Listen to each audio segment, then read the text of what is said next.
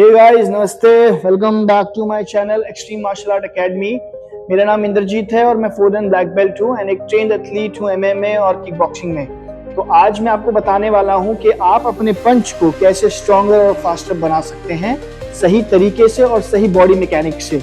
और साथ ही साथ मैं आपको कुछ ऐसे ड्रिल भी बताने वाला हूँ जिससे आप अपने पंच की इम्पैक्ट और स्पीड को दोनों को ही बढ़ा सकते हैं। तो अगर आप जानना चाहते हैं तो प्लीज इस वीडियो को पूरा देखिए। चलिए शुरुआत करते हैं हम अपने स्टांस से। तो सबसे पहले मैं बता दूं आपको, जब आपको खड़े होना है प्रैक्टिस के लिए या फाइटिंग के लिए तो आप ये फाइटर स्टांस ले। अगर आप राइटी हैं तो अपना राइट लेग पीछे रखेंगे और अगर आप लेफ्ट हैं तो लेफ्ट लेग पीछे करेंगे। ये स्टांस बहुत इंपॉर्टेंट है एक पंच को सही इंपैक्ट और सही तरीके से डिलीवर करने के लिए, क्योंकि अब ध्यान से देखिए, जब भी आप पंच शूट करते हैं तो आपका पीछे वाला पांव यानी कि वो वाला पांव जिस हाथ से पंच मारने वाले हैं वो रोटेट होगा इनवर्ड।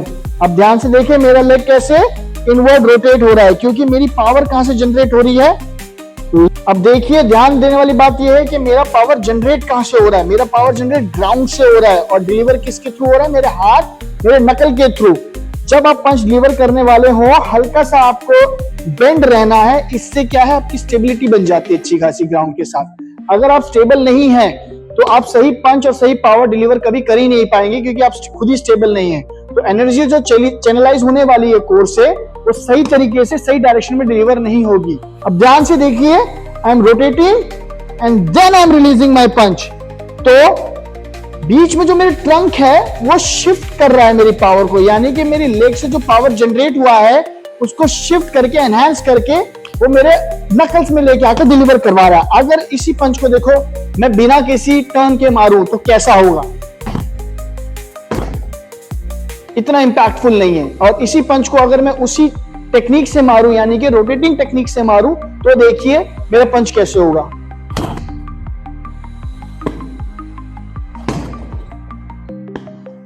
आपने देखा मेरा पावर और मेरा इंपैक्ट दोनों ही एकदम बढ़ गया है उस रोटेशन के वजह से। सिर्फ एक हल्के से रोटेशन के वजह से मेरा पूरा पावर बढ़ गया है।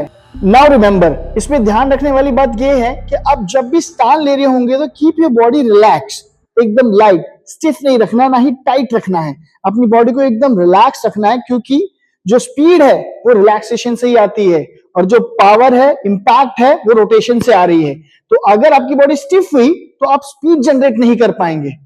एट द सेम टाइम आपको रोटेशन भी नहीं होगा तो पावर भी इंपैक्ट नहीं आएगा आपका। तो आपकी बॉडी को आपको थोड़ा रिलैक्स रखना है and then rotate your hip यानी कि hip snap. This technique called hip snap. Hip snap करना है and release your punch, that's it, throw. इसलिए मैंने स्टार्टिंग में कहा था पंच शूट करना।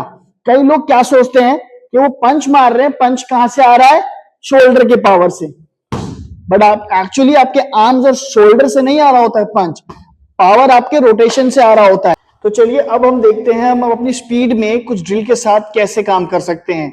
आइए आपको मैं 2 ड्रिल बताऊंगा जिससे कि आप अपनी स्पीड में फोकस कर सकते हैं। सबसे पहला शैडो बॉक्सिंग कीजिए। शैडो बॉक्सिंग से आपकी कई टेक्निक ठीक हो जाती है और आपकी एक्यूरेसी और फोकस भी बढ़ जाता है साथ साथ। और आपको करना क्या है, आपको एक शीशे के सामने खड़े होना है, आपको पोजीशन लेना है, पाइवट पोजीशन, ऐसे खड़े हो जाइए और आपको लगातार पंच शूट करने हैं एकदम सही टेक्निक और सही फॉर्म के साथ, यानी कि 1 2।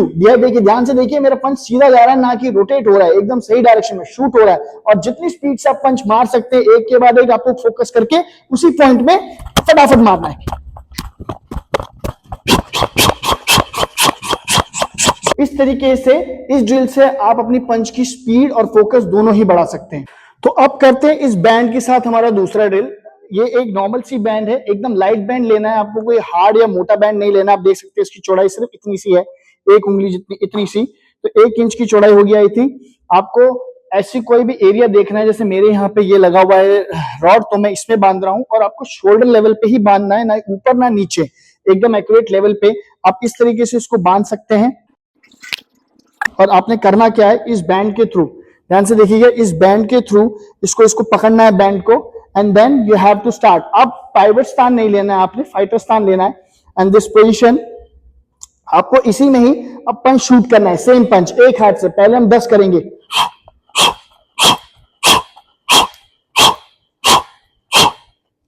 इसी तरीके से आपको रेसिस्टेंस बैंड, ये रेसिस्टेंस बैंड आपको एक रेसिस्टेंस देगा। जब आप ये छोड़ेंगे तो आप देख पाएंगे आपकी पंच और स्पीड और बेहतर हो गई है। तो अब हम चलते हैं अपने दूसरे पार्ट में, यानी कि इंपैक्ट कैसे बढ़ाएं पंच का, पंच की पावर को कैसे बढ़ाएं। तो उसके लिए मैं एक ड्रिल बताने वाला हूं। ये स्लैम बॉल है 2 kg का, आप 3, 4 या 6 अपने हिसाब से, अपने स्ट्रेंथ के हिसाब से आप ले सकते हैं। और ध्यान रखिएगा 2 टाइप के बॉल आते हैं, एक मेडिसिन बॉल आता है, एक स्लैम बॉल आता है। आपको मेडिसिन बॉल नहीं लेना क्योंकि वो बाउंस करता है, ये स्लैम बॉल लेना है। आप इसको देखिए बाउंस नहीं करता है, इट्स नेवर बाउंस। तो आपको स्लैम बॉल लेना है, पोजीशन लेना है ब्लॉक का, दूसरे हाथ में बॉल रखना है and then you rotate your legs and shift your power to the hand. इसी तरीके से दूसरे हाथ से रखना है, सही डायरेक्शन में छोड़ना पंच, ये नहीं आप घुमा रहे हैं, नहीं, सही रखा। So this way you can increase the power of your punch. Thank you guys मेरे वीडियो देखने के लिए। होप आपको ये वीडियो इंफॉर्मेटिव लगी होगी और हेल्पफुल भी रही होगी। होप इस ड्रिल को करके आपका भी पंच का स्पीड और पावर दोनों ही बढ़े। अब और भी ऐसी वीडियो चाहते हैं तो प्लीज मेरे चैनल को सब्सक्राइब और लाइक जरूर कीजिएगा। एंड स्टे ट्यून्ड, मैं बहुत सारी और वीडियो के साथ पंच एंड किक टेक्निक के साथ आ रहा हूं। धन्यवाद।